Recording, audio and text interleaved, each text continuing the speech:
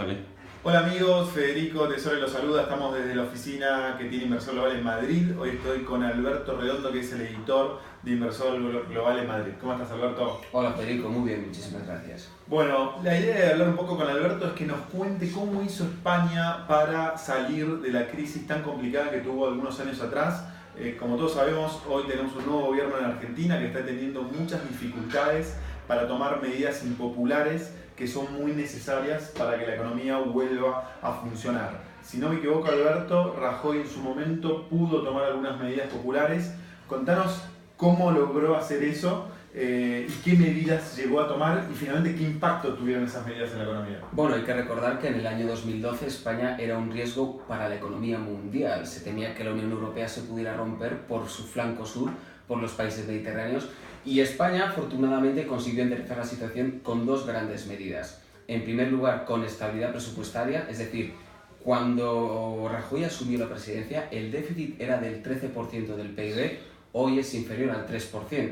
¿Cómo hizo para bajar 10 puntos el déficit del PIB? Sobre todo, los recortes vinieron en primer lugar de gasto corriente, los llamados recortes, ¿no? que agitaron tanto a la calle porque fueron muy impopulares, y al lograr esa estabilidad de las cuentas, el propio coste de la financiación de la deuda descendió mucho. Los inversores empezaron a fiar de España y prestaron con unos intereses mucho menores. O sea, si te entendí bien, cuando asumió Rajoy, ¿en qué año asumió Rajoy? ¿En el 2012? Sí, principios de 2012. Es decir, él en un plazo de 2 años, 3 años, bajó el déficit del 13% al 3% del PBI. Correcto, Okay. Exactamente, con un drástico descenso del gasto público, y el segundo aspecto que permitió enderezar la economía fue una reforma laboral. El paro en aquella época, en 2012, en España estaba casi en el 25%, hoy creo que ronda el 15%, un descenso de 10 puntos porcentuales es notable y se ha conseguido en parte gracias a una flexibilización del mercado laboral. Aquello fue muy importante para conseguir superar la crisis económica. ¿Cómo fue la reacción de la gente, sobre todo de los opositores a Rajoy, cuando él empezó a tomar estas medidas para bajar tanto el déficit? Me imagino que esto implicó también echar gente de la estructura del Estado, Correcto. Bajar subsidios.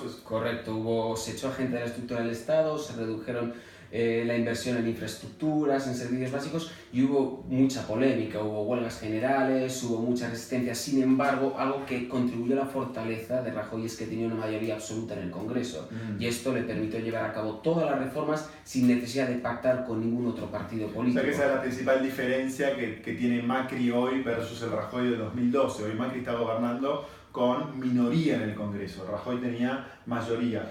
¿Te parece que luego hubo 2012, ganó la elección Rajoy, el electorado de Rajoy, la gente que votó a Rajoy, luego premió a Rajoy votándolo nuevamente, o te parece que el electorado de gente que votó a Rajoy vio todo ese ajuste y se arrepintió de haberlo votado a Rajoy? Hubo un elevado grado de arrepentimiento tanto por el ajuste como por los casos de corrupción que surgieron en torno al Partido Popular. Pero aún así Rajoy consiguió volver a ganar las elecciones en 2016 y ahora es presidente del gobierno, sigue siéndolo, solo que ya no tiene la mayoría absoluta para establecer más reformas. No obstante, las reformas más urgentes se aprobaron entonces y ahora mismo España sí está creciendo más que cualquier economía europea, en torno al 2,6%, algunos dicen que más del 3%, gracias a esas reformas muy impopulares pero absolutamente necesarias.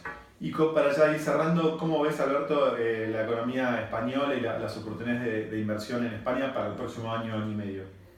Son muy favorables. La verdad es que los inversores internacionales se han dado cuenta de que España ya no es un país de riesgo y está entrando muchísimo dinero, sobre todo en inversiones inmobiliarias.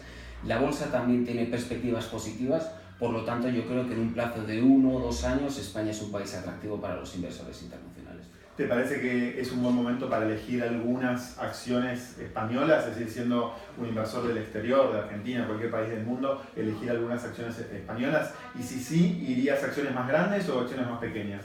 Yo creo que las grandes acciones están en un buen momento para invertir. Los bancos aún no, porque todavía no se ha establecido qué activos son tóxicos y cuáles no, aún hay algo de incertidumbre, pero las grandes empresas de telecomunicaciones, infraestructuras y consumo, yo creo que aportan grandes oportunidades para los inversores. Buenísimo. Bueno, muchas gracias, Alberto. La verdad es muy bueno ver el testimonio de un país que pudo ajustar el déficit fiscal. Hay muchos economistas y analistas que dicen que el déficit fiscal incentiva la economía y bajar el déficit fiscal va en contra del crecimiento. Creo que el caso español es claro de que bajar un déficit fiscal del 13 al 3 no solo no detuvo la economía, sino que la reactivó aún mucho más. Así que ojalá podamos hacer en Argentina esto pronto. Bueno, muchas gracias y nos encontramos muy pronto. Chao.